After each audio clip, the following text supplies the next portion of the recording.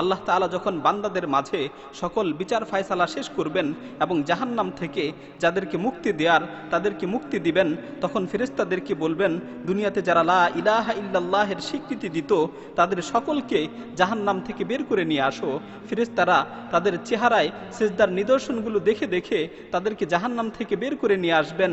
জাহান্নামের আগুনে তাদের সমস্ত শরীর পুড়ে যাবে, শুধুমাত্র সিজদার স্থানগুলো সুরক্ষিত থাকবে।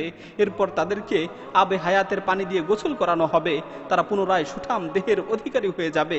পরিশেষে তাদের মধ্য থেকে একজন জাহান্নামে উপর হয়ে পড়ে থাকবে।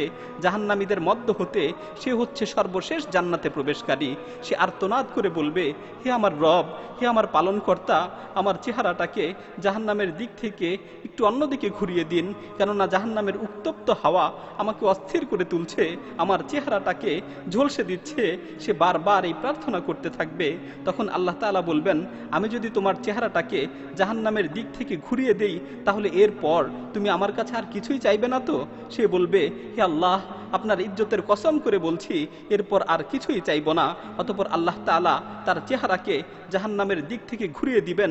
সে কিছুক্ষণ চুপ থাকবে, তারপর সে আবারও বলবে, হে আল্লাহ, আমাকে যদি জান্নাতের দরজার কাছাকাছি একটু অবস্থান করতে দিতেন।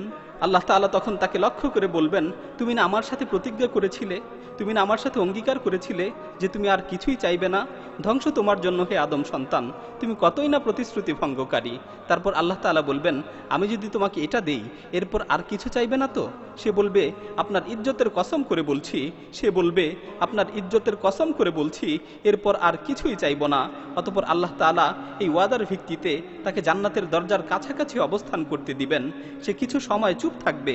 অতঃপর যখন জান্নাতের অভ্যন্তরীণ মনোরম দৃশ্য দেখবে, জান্নাতের আরাম আয়েশ দেখবে, তখন সে আবারও প্রার্থনা করে বলবে, হে আল্লাহ, আপনি যদি অনুগ্রহ করে আমাকে জান্নাতে প্রবেশ করিয়ে দিতেন। তখন আল্লাহ তাআলা বলবেন, তুমি না আমার সাথে প্রতিজ্ঞা করেছিলে যে তুমি আমার কাছে আর কিছুই চাইবে না? সর্বনাশ তোমার জন্য হে আদম সন্তান, তুমি কতই না প্রতিশ্রুতি ভঙ্গকারী। তখন সে বলবে, হে আল্লাহ, আমি আপনার সৃষ্টিকুলের মধ্যে সবচেয়ে নিকৃষ্ট হতে চাই না। এভাবে সে প্রার্থনা করতে থাকবে। আল্লাহ তাআলা তার এই অবস্থা দেখে তার দিকে তাকিয়ে হেসে দিবেন এবং হেসে হেসে নির্দেশ দিবেন, যাও তুমি জান্নাতে প্রবেশ করো। যখন সে জান্নাতে প্রবেশ করবে তখন আল্লাহ তাআলা তাকে জিজ্ঞেস করবেন, তুমি আর কি চাও?